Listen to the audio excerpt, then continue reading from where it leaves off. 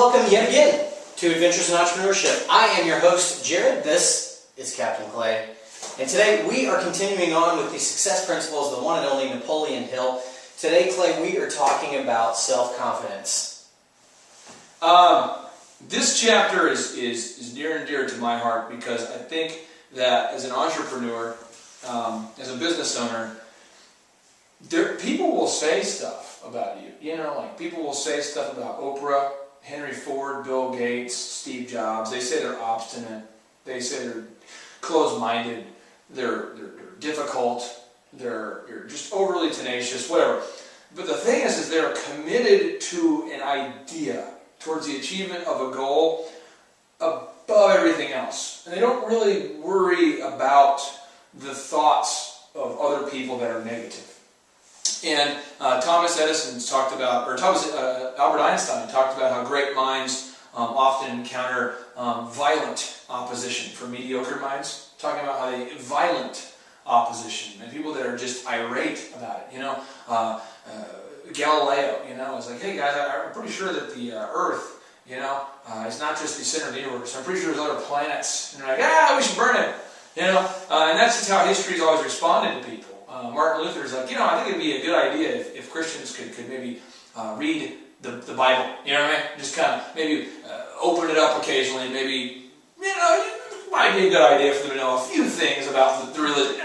Just, you know, so he puts his theses up on the church door, and they're like, heretic, this guy's awful, you know. And that's how history's always responded to people. Ron Paul, recently, he's a congressman from down there in Texas, and he says, hey, you know, this is about 5 years ago, hey, you know, if we keep printing money, it'll make money worth less. And then people are like, oh, you're crazy, you're crazy. You know, now yogurt's 67 cents instead of 40 cents, and now people kind of get it. So, but we always want to label people as crazy that have self-confidence. So therefore, society teaches us, without saying it directly, teaches you to not have self-confidence. To go, if it happens, it happens. You know, I'm pretty good, you're pretty good, we're all right. You know, I can see your opinion. You know, I can see your opinion in that.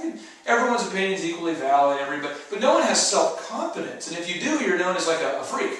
So what Napoleon Hill says here is just huge. I just want you to know you're going to encounter opposition once you start to do this. He says here that you can do it if you believe you can. Well, that doesn't seem too deep. You can believe it if you think you can. But really, if you think you can, it goes from thinking you can to knowing you can. And what happens is you start to ask, there's one question that starts to change. If you don't have self-confidence, you go, well, if this happens, I would like that to happen. If that happens.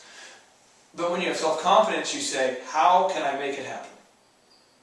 How can I make it happen? Not if it can happen.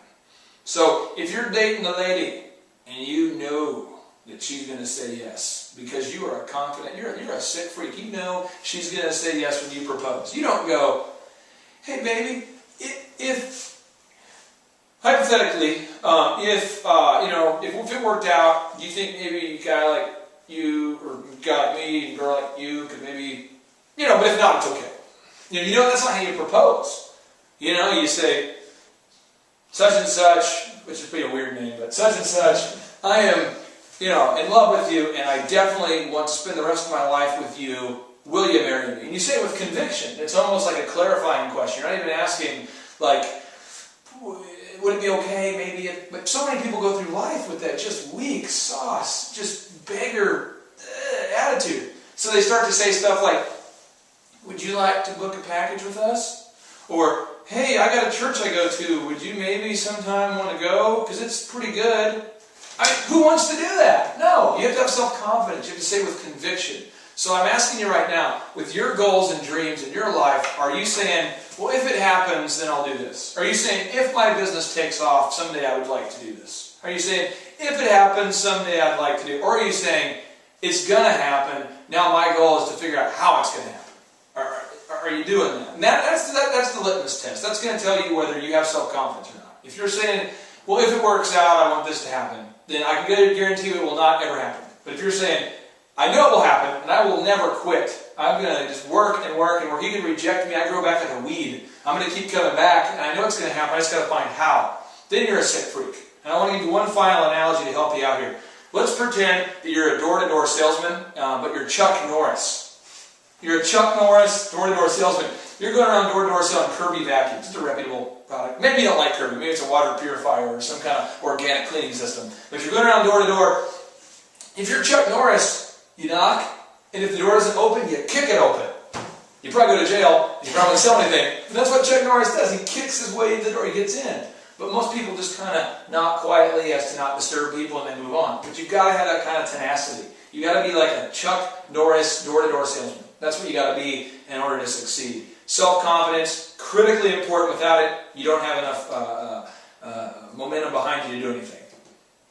Terrific. If you could, self-confidence is kind of a hard thing to wrap your mind around at first. So what are some practical, applicable steps right now?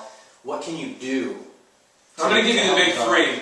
I'm going to give you the big three. There's probably 10 things you can do. I'm just going to give you the big three that I'm into. One is say what you're going to do out loud with conviction. I am going to start a DJ business. I'm going to start a successful DJ company. I'm going to start the nation's largest and most successful DJ company, and I will do everything. I will work on it day and night until it happens. Just say it. Second is put it in writing. Put it in writing. Commit, put it in writing, put it somewhere where you see it. I will have the most successful DJ business. It's in writing. Then begin to surround yourself with the people who have achieved success in their life, or begin to read and study the lives of successful people and begin to do what they did. Because if you follow the exact same path that other people, that successful people did to get where they got, you're going to have the same result. But if you follow the footpath of mediocre people, you're going to end up in the same place. Just feel like you're on a path. Just follow the successful people where you want to go. But verbalize it, write it down, study the lives of successful people, and do what they did. There you have it. Questions, comments, concerns on our Facebook page at Make Your Life Epic YouTube channel, or you can always email Clay directly, clay@makeyourlifeepic.com. One quick disclaimer, we keep getting emails, people wanting to buy this ship. Let me tell you something, buddy. You can't buy that ship. This ship is not for sale.